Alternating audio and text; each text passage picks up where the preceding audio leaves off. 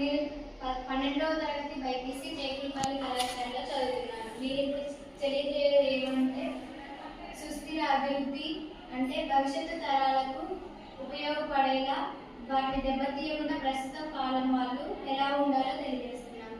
అందులో 3 రకాలు: నీరు, నేల, గాలి. నీరు ఎలా కలుషితం అవుతుందంటే ఫ్యాక్టరీ నుంచి వచ్చే రసాయనాల వల్ల, అందులో రసాయనాన్ని కలవడం వల్ల దాంట్లో ఆ రసాయనాన్ని మనం ఆ వాటర్ని నీళ్ళని యూజ్ చేయడం వల్ల మనకి ఆ నీళ్ళ వల్ల మనకి చాలా ఆరోగ్యం అనేది దెబ్బతింటుంది.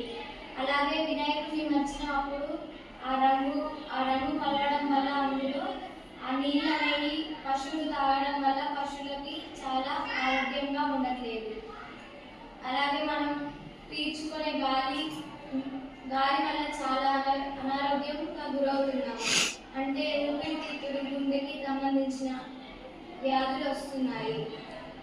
అందులో ఆర్థికంగా పర్యావరణాన్ని హాని చేయకుండా మనం చెట్లని, ప్లాస్టిక్ని యూజ్ చేస్తూ ఉంటే మనం ఆ పర్యావరణాన్ని చాలా సురక్షితంగా ఉంచుకోవచ్చు. కానీ మనం ప్లాస్టిక్ వాడడం వల్ల మనకి ఇలా అనారోగ్యంగా గురవుతున్నాం.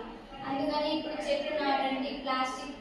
ప్లాస్టిక్ నిర్దేశించడం వల్ల మనకి చాలా ఉపయోగం ఉంటుంది.